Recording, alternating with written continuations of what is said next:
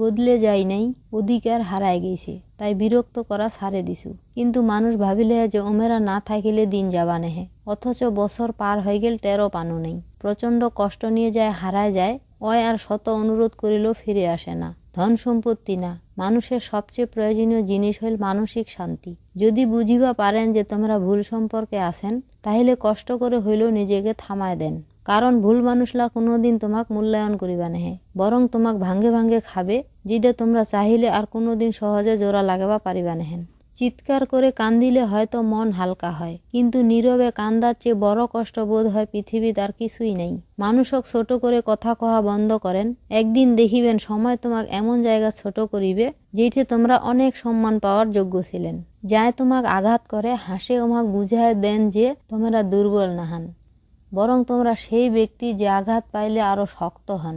চালাক মানুষলা ভুলেই যায় যে বোকা মানুষেরও একটা মন আছে। মানুষ থেকে মানসিক রোগী বানায় দেওয়া মানুষলাই আমরা ভালোবাসার মানুষ কহেছি। মুই প্রতিশোধ নেওয়া পছন্দ করো না, দূরত্ব বাড়ায় কথা বলা বন্ধ করে দেছু। তো হ্যালো এভরিওয়ান, আসসালামু আলাইকুম। কেমন আছেন সবাই?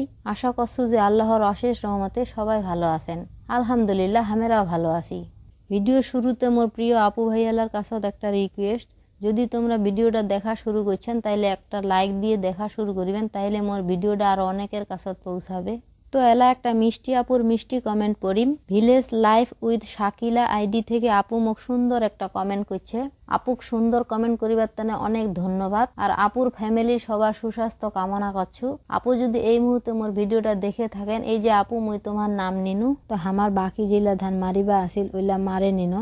ধান মারা শেষ, এলা খের পুঞ্জাবার পালা। খের পুঞ্জাবার তানে প্রথমে বাঁশ গাড়ি নিনো, যেহেতু অনেকলা খের পুঞ্জাবা হবে ওই জন্য 2টা বাঁশ গাড়িছি। তো ধান মারা শেষ করিবার প্রায় 4 দিন হয়ে গেল, কিন্তু খের পুঞ্জাবার কোনো লোকেই পাই না। সব লোক আলু গাড়া নিয়ে ব্যস্ত। ওই জন্য মুই খান সাহেবক সাহস দিনু যে খের আমরা নিজেই পুঞ্জামো। যেই কথা সেই কাজ, দেখি কয়দিন লাগে খের পুঞ্জাইতে। তো আমার খের এত পরিমাণ উঁচা হইছে যে দার্জিলিং পাহাড় ফেল। পাহাড়ত যাবার মতো তো আমার ভাগ্য নাই, তাই খেরের উপরত উঠেই পাহাড়ত উঠিবার স্বাদ নেছু। তো এই পাহাড়ত উঠিতে যায় মোর এত কষ্ট হইল, তাও মুই হাল ছাড়ো নাই। খের পুঞ্জাবার ভিডিওটা মোর আগের দিনের। আর এই তো এলা মুই রুটি বানায় নেছু। রুটি আজি মুই ঘরতে বানাছু, কারণ আজি মুই চুলা ধরবা নহু। যেহেতু আজি আমরা দাওয়াত খাবা যামো, ওই জন্য ঘরতে রুটি বানায় নেছু। আর মোর জন্য 2টা পরোটাও বানায় নিছু, কারণ খান সাহেব পরোটা তেমন একটা পছন্দ করে না। আগের দিনের কিছু সবজি আর অল্প একটু গরুর গোস্ত ছিল, সেই সাথে ডিম সিদ্ধ। এই হইল আমার গরিবের পুষ্টিকর খাবার। মুই গরিবই হলে চেষ্টা করো খাবার টেবিলত সবসময় পুষ্টিকর খাবার রাখিবার। নাস্তা খাওয়া শেষ করে থালা বাসনলা মাঝে নেছু। তোমরা যায় মোর ভিডিও নিয়মিত দেখেন, ওমেরা হয়তোবা জানেন যে মুই রান্নার কাজ শেষ করে সব থালা বাসন একসাথেই মাঝে নাও।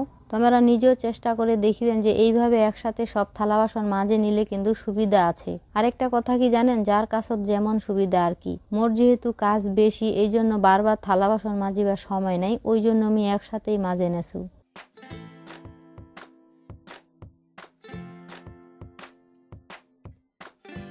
তো থালা বাসন মাজা শেষ করে চলে আসিনু ঘর ঝাড়ু দিবা। বর্তমান ঘরের যে অবস্থা, পুরো ঘর ধানের বস্তা। সামান্য কিছু ধান রাখে দিছি ধানের দাম উঠিলে বেচিবার তানে, বাকি সব ধান তো আমরা সাথে সাথেই বিক্রি করে ফেলাইছি। ঘর ঝাড়ু শেষ করে আজিও কিছু খের পুঞ্জাবার তানে পুঞ্জি দুঠিছু।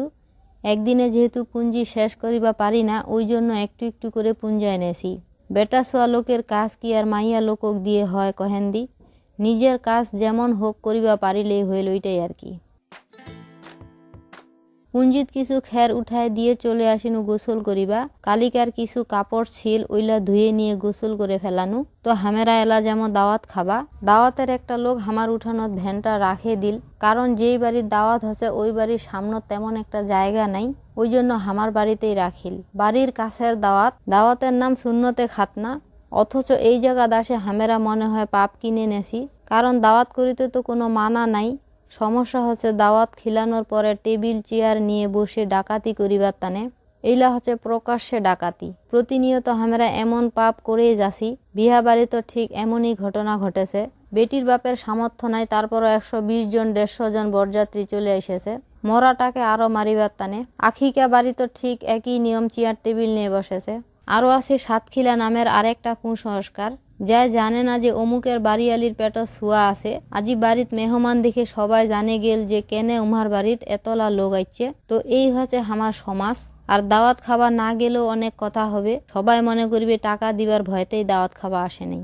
টাকা আর কয় টাকায় বা দিমো, কিন্তু না গেলে অনেক কথা শুনিবা লাগে। এরকম আরো অনেক দাওয়াত আছে যেগুলাত উপস্থিত হওয়াও পাপ, কিন্তু কিছুই করার নাই, যাবা তো লাগিবেই। তো এতক্ষণ যেই সব আপু ভাইয়ারা মোর ভিডিওটা ধৈর্য সহকারে দেখিছেন, তোমাক সবাইকে অসংখ্য ধন্যবাদ। আর যদি মোর ভিডিওটা তোমার কাছে ভালো লাগে থাকে তাইলে মোর চ্যানেলটা সাবস্ক্রাইব করে মোর পাশতে থাকিবেন। আজি এইটাই বিদায় নিছু, পরবর্তী ভিডিও নিয়ে আমি নাও আসিবা পারু, কারণ নিঃশ্বাসের কোনো বিশ্বাস নাই। সবাই ভালো থাকিবেন, আল্লাহ হাফেজ।